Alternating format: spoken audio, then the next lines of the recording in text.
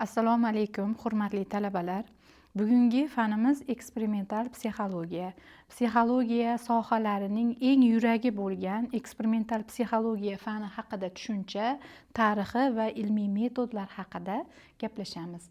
Demak, mavzuyimizni boshladik. Mavzuga reja tuzib olamiz. Reja eksperimental psixologiya tushunchasi, ya'ni aynan mana shu bo'limida tarifi, maqsadi va boshqa sohalar bilan bog'liqligi haqida ma'lumotlar berib boramiz. Fan sifatida psixologiyaning kelib chiqish tarixiga to'xtalib o'tamiz.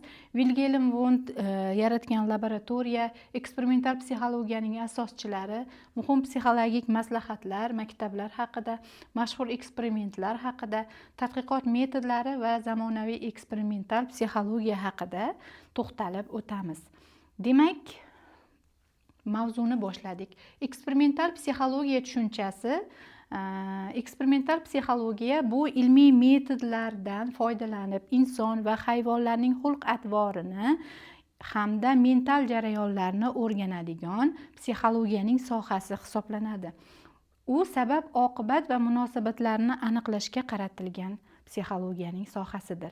Asosiy maqsadi eksperimental psixologiya fanining asosiy maqsadi xulq-atvor va mental jarayonlarning o'rtasidagi sabab-oqibat munosabatlarini aniqlaydi, nazariy bilimlarni ilmiy usullar bilan tekshirib ko'radi, obyektiv va takrorlanadigan natijalarga erishiladi, psixologik hodisalarni kvantitativ o'lchash jarayonlarini amalga oshiradi.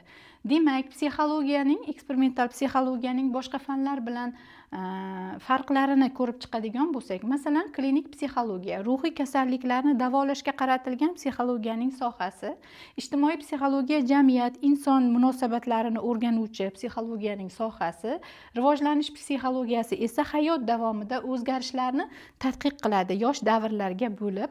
Eksperimental psixologiya esa ilmiy metodlarga asoslangan nazariy bilimlarni nima qilib beradi, bizga tekshirib beradi.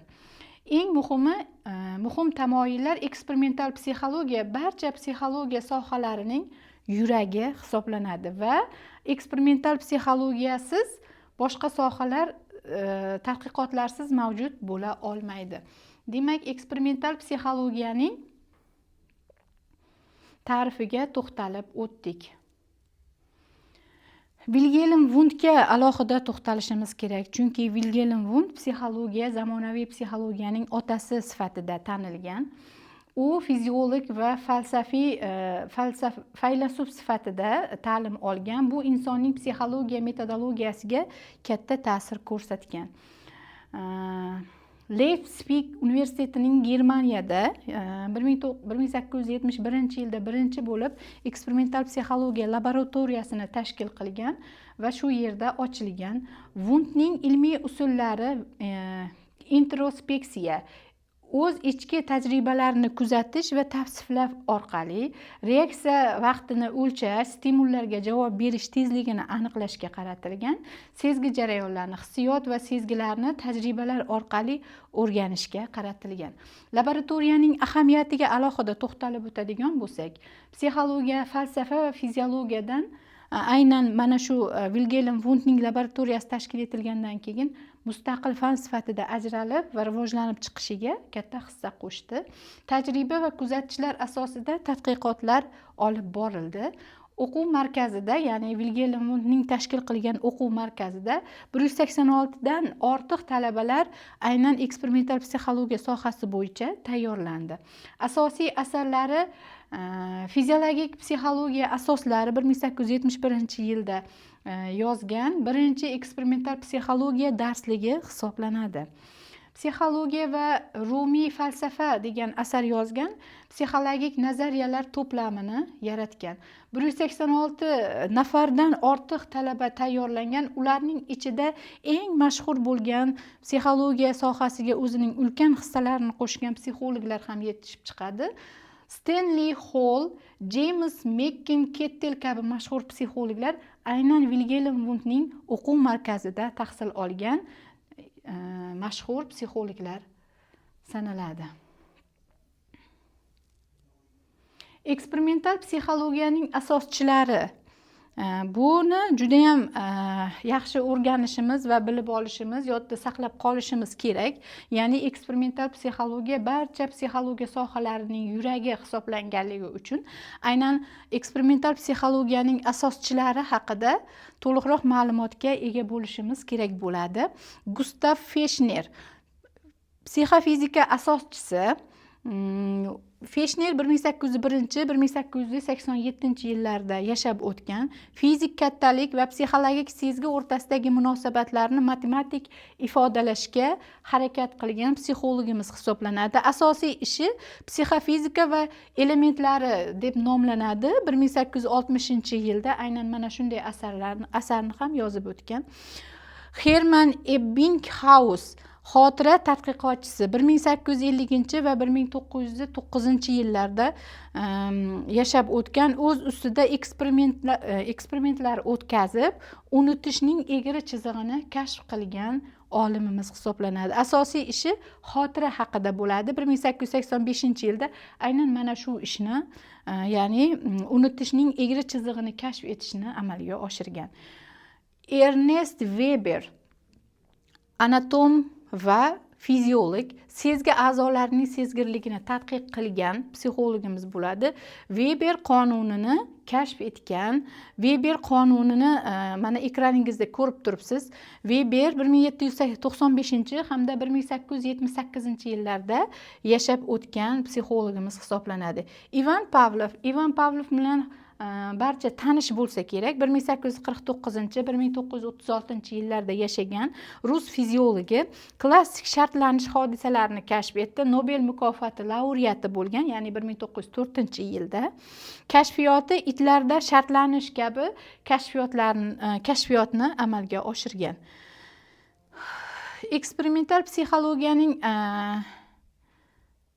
maktablariga ham alohida to'xtalib o'tamiz. Demak, eksperimental psixologiyaning maktablariga to'xtalib o'tadigan bo'lsak, birinchisi, bilasizlar, psixologiyaning o'ziga xos bo'lgan maktablari bor. Mana shu maktablardan muhimlari strukturalizm, ya'ni asoschilari Wilhelm Wundt, Edward Titchenerlar bo'lib, ular oyning tuzilishini uning eng kichik elementlariga ajratib tahlil qilishga qaratilgan maktab hisoblanadi. Ximik kabi oyning oddiy komponentlariga bo'lishga harakat qilgan asosiy metodi introspeksiya metodi hisoblanadi. Funksionalizm bu ham psixologiyadagi asosiy maktablardan biri hisoblanib, William James va John Dewey aynan asoschisi hisoblanadi. Oyning funksiyalari va maqsadlarini o'rganishga e'tibor qaratdi. Oy nima qiladi, qanday ishlashini tushunishga harakat qildi. Ularning asosiy g'oyasi adaptiv funksiyalar hisoblanadi. Demak, behaviorizm bu ham psixologiyaning maktablarining eng asosiylaridan biri hisoblanadi. Asoschilari John Watson va Skinner hisoblanadi. Faqat kuzatiladigan xulq-atvorga e'tibor qaratishgan, ichki mental jarayonlarni o'rganishni rad etgan maktab 20-asrning dastlabki yarmida hukmron maktablardan biri sanalgan. Asosiy metodi, ularning asosiy g'oyalari shartlanish hisoblanadi. Kognitiv psixologiya bu ham psixologiya maktablarining muhim maktablaridan biri. Asoschilari Ulrich Neisser va Piaget mental jarayonlarni qayta o'rganishga qaytadi, axborotni qayta ishlash, xotira, e'tibor va fikrlashni tadqiq qiladi. Kompyuter metaforasidan foydalaniladi. Asosiy g'oyalari axborotni qayta ishlash modeli, ya'ni metodikalarini ishlab chiqadi. Demak, muhim psixologik maktablar mana shulardan iborat. Endi eksperimentlarga ham to'xtalib o'tamiz.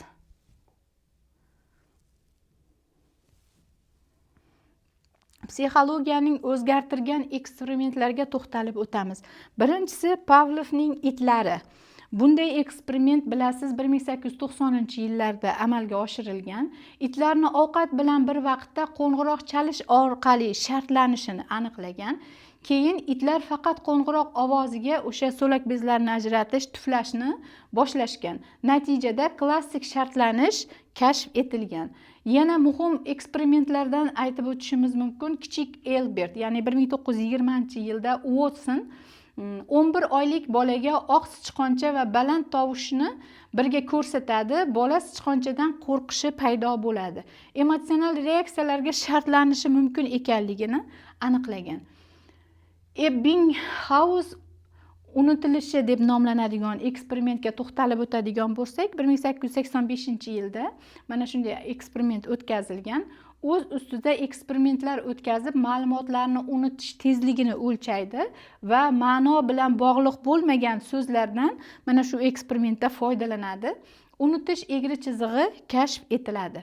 Stanford qamoqxonasi deb nomlangan eksperimentimizga ham o'zimiz to'xtalib o'tsak, 1971-yilda Zimbardoda o'tkazilgan bu tadqiqot talabalarni qamoqxonachi yoki mahbuslarga bo'lib, qamoqxonani muhitini modellashtiradi. Mahbuslar depressiyaga tushadi va qamoqxonachilar shafqatsiz bo'la boshlashadi. Muhim xulq-atvorga kuchli ta'sir qilishni o'rganadi. Demak, psixologiyani o'zgartirgan eksperimentlarga ko'plab to'xtalib o'tishimiz mumkin.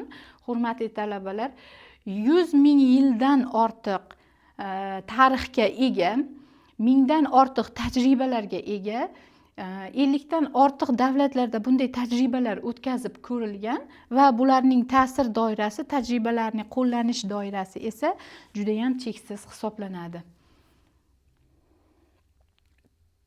Endi metodologiyaga to'xtalib o'tadigan bo'lsak, tadqiqot metodlari. Eksperiment turlarini laboratoriya eksperimenti yuqori nazorat qilingan sun'iy muhitda o'tkaziladi. Yuqori ichki haqiqiylikni aniqlab beradi va past tashqi haqiqiylikni aniqlashga qaratilgan. Maydon eksperimenti tabiiy muhitda o'tkaziladi. Yuqori tashqi haqiqiylik hamda kamroq nazorat qancha ekanligini aniqlab berishga qaratilgan eksperimentlar hisoblanadi. O'zgaruvchilar, mustaqil o'zgaruvchilar, ya'ni tadqiqotchi o'zgartiradigan omillar hisoblanadi. Bog'liq o'zgaruvchilar o'lchanadigan natija hisoblanadi. Qo'shimcha o'zgaruvchilar nazorat qilish kerak bo'lgan omillar hisoblanadi. Demak, haqiqiy turlari, ichki haqiqiylik, eksperiment natijalari haqiqiy sababga asoslanganligi, ishonch, tashqi haqiqiylik, natijalarni boshqa muhitlarga qo'llash mumkinligi. Demak, tasodifiy taqsimotga ham alohida to'xtalib o'tamiz. Ishtirokchilarni tasodifiy ravishda eksperimental guruhlarga taqsimlanishi tasodifiy taqsimot deyiladi. Bu guruhlar o'rtasidagi farqlarni minimallashtirib beradi. Maqsad ichki haqiqiylikni oshirish maqsadida. Eksperimental xatolar talab xususiyatlari, tajribachining ta'siri ostida sodir bo'lishi mumkin.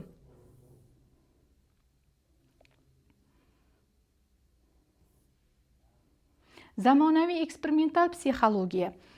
Zamonaviy texnologiyalarga alohida o'tamiz. Wilhelm Wundt 1879-yilda o'sha Germaniyada psixologik laboratoriya tashkil qilingandan keyin u zamonaviy psixologiya otasi sifatida tanildi va psixologiyani yanada rivojlanishiga ulkan katta hissa qo'shdi va yo'l ochib berdi.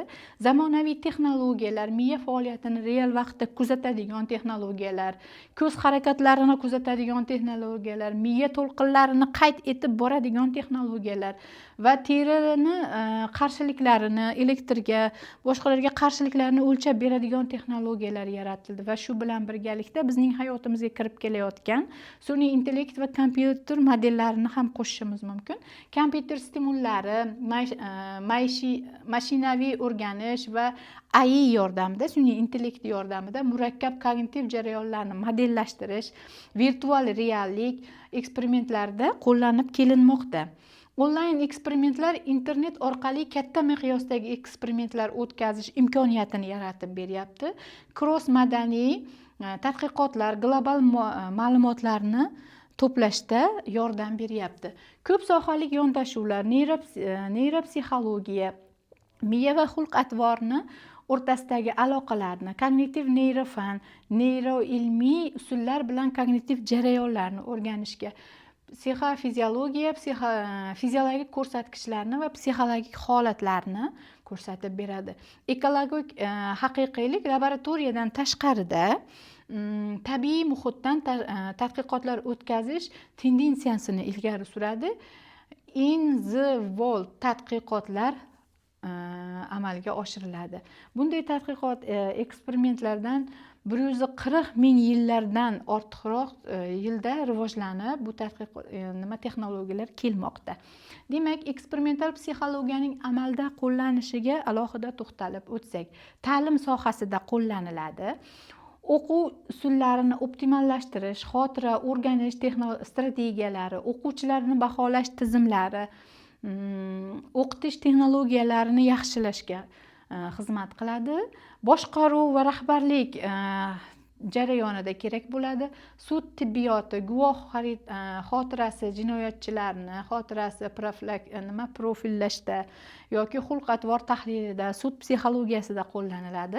Sog'liqni saqlashda, terapiya usullarini ishlab chiqishda, fobiyalarni davolashda, og'riqlarni boshqarish, reabilitatsiya jarayonlarida qo'llaniladi. Marketing, iste'molchi xulq-atvori, reklama samaradorligi yoki passivligi, brendning shakllanishi, foydalanuvchining tajribasi kabilarda juda eksperimental psixologiya ko'p qo'llanib kelinmoqda. Ilmiy bilim amaliyot, ya'ni eksperimental psixologiya nazariy bilimlarni amaliy muammolarda qo'llashga asoslangan psixologiyaning sohasi hisoblanadi. Demak, eksperimental psixologiya 140 yildan ortiq vaqt davomida inson ongi va xulq atvorining ilmiy o'rganishning asosiy usuli bo'lib kelmoqda. Xulosa qilib aytganimizda, 1879-yilda Vilhelm Wundtning birinchi laboratoriyasi psixologiyaning rivojlanishida, haqiqiy fan sifatida rivojlanishida katta hissa qo'shdi. Bugungi kunda eksperimental metodlar zamonaviy neyroilmiy texnologiyalar bilan birgalikda psixologiyaning barcha sohalariga asos bo'lib xizmat qilib kelmoqda. Demak, eksperimental psixologiya bu psixologiya fanining yuragi hisoblanadi.